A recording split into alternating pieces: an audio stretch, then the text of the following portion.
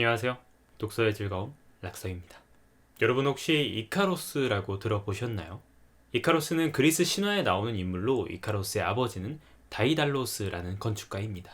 이 뛰어난 건축가 다이달로스는 이 크레타 섬에서 받은 부탁으로 미노타우루스, 이 머리는 황소이고 몸은 인간인 이 괴물을 위한 미궁을 만들기 시작하죠. 그 미궁의 이름이 라비린토스이고요. 하지만 미궁을 다 만들고 나자 오히려 아들 이카로스와 더불어 높은 탑 성에 갇히게 되는데요. 이에 다이달로스는 아들과 함께 탈출을 계획합니다.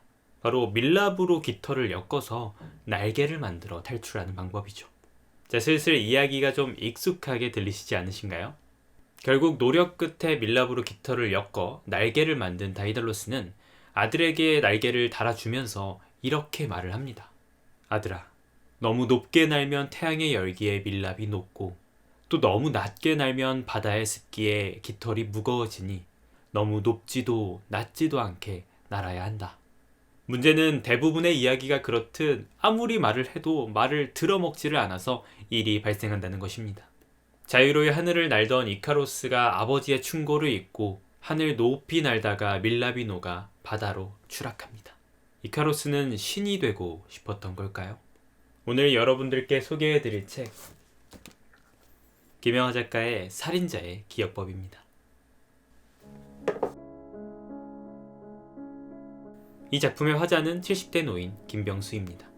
딸 하나를 슬하에 두고 살아가는 그는 시인이고 최근에 알츠하이머를 앓고 기억을 잃어가고 있죠. 그리고 과거에 수십 명을 죽였던 연쇄살인범이기도 하고요.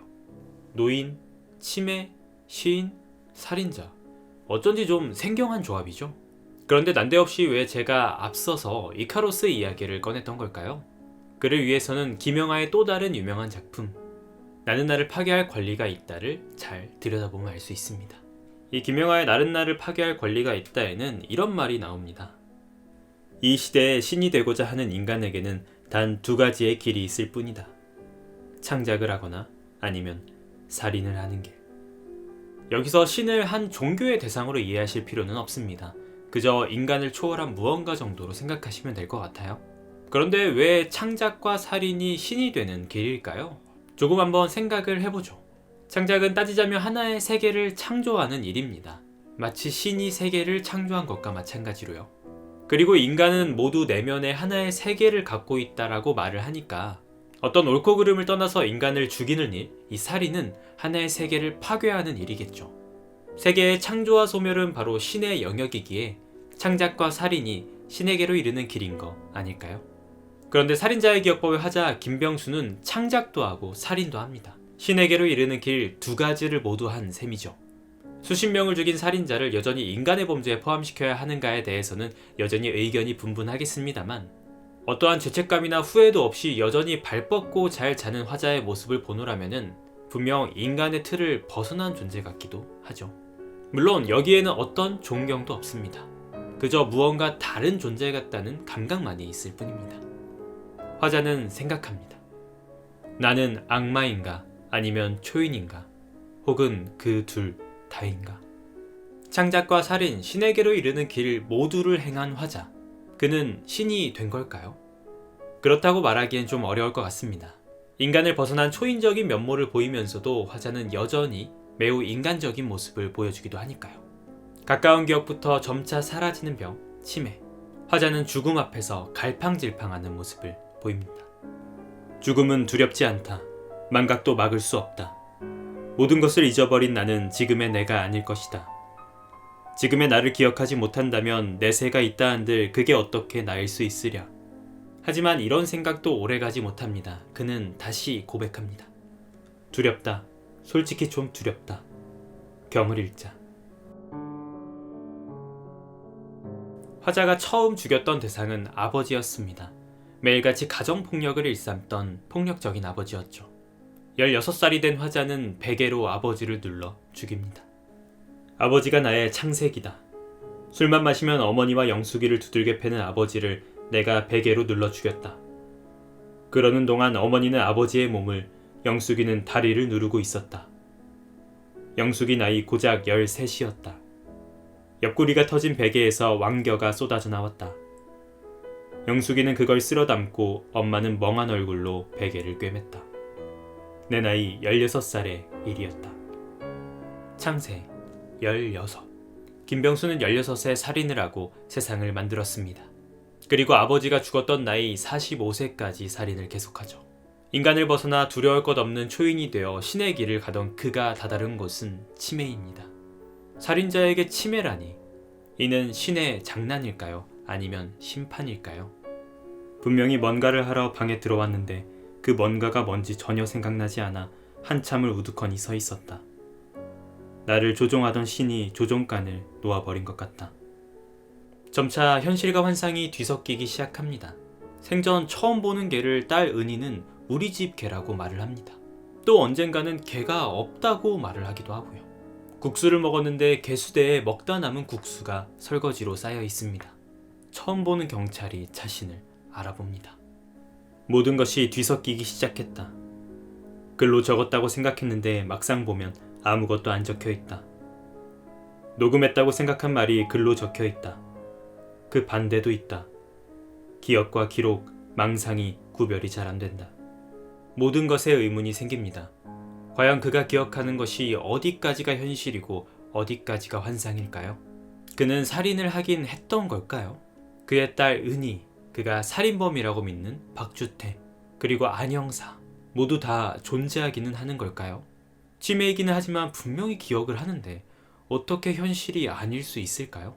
김병수는 한 번도 구금되거나 잡힌 적이 없습니다. 시대가 그런 시대였죠.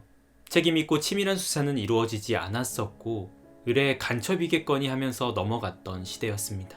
그런 김병수에게도 상상했던 감옥이 있습니다.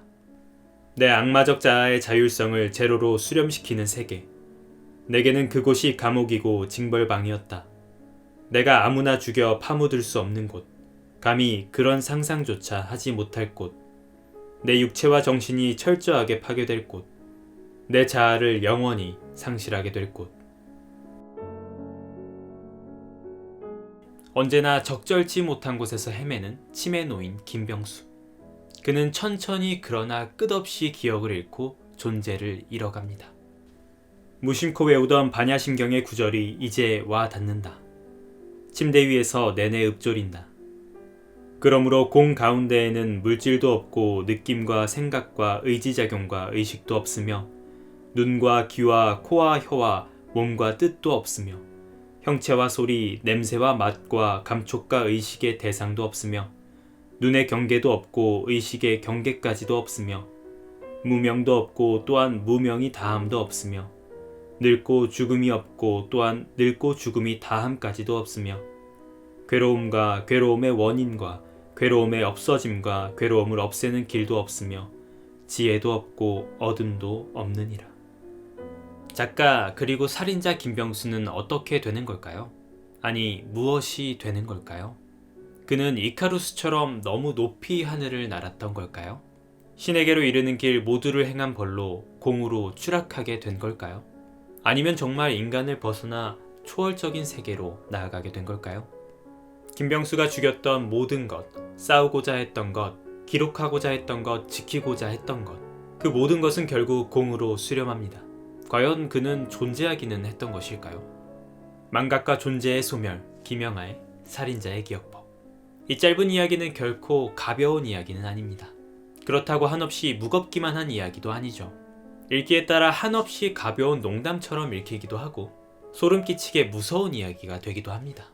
이 농담은 실없는 농담을 말하는 것은 아닙니다. 무서운 이야기 역시 사람을 죽이고 피가 분출되는 무서움을 말하는 것이 아니죠. 있을 법하면서도 상상의 세계에 속할 것 같은 이야기. 김영하 작가의 작품을 읽노라면은 늘 상상과 현실의 경계 사이를 걷는 모호한 나를 발견하게 됩니다. 그의 다른 작품 나파계에서도 그랬고 그의 단편 흡혈귀에서도 그랬습니다. 그의 작품을 읽노라면 물이 스미듯 그 세계에 빠져드는 것 같달까요? 앞으로도 김영하 작가의 행보가 궁금해집니다. 신, 살인, 창작, 공. 오늘 소개해드린 책 김영하 작가의 살인자의 기억법이었습니다. 지금까지 락서였고요. 오늘의 책 이야기 여러분 어떠셨나요?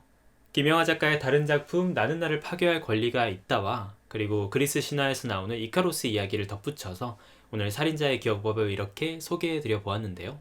사실 영화로도 개봉해서 상당히 유명한 작품이긴 하나 원작도 상당히 재미있는 편입니다. 제가 그때 모임을 한번 했을 때 원작과 영화를 둘 다 보신 분은 원작이 조금 더 재밌었다고 이야기를 하실 정도였으니까요. 상당히 작품이 짧고 아마 한두 시간, 길어봐야 3시간 안에 금방 읽으실 수 있는 작품이고요.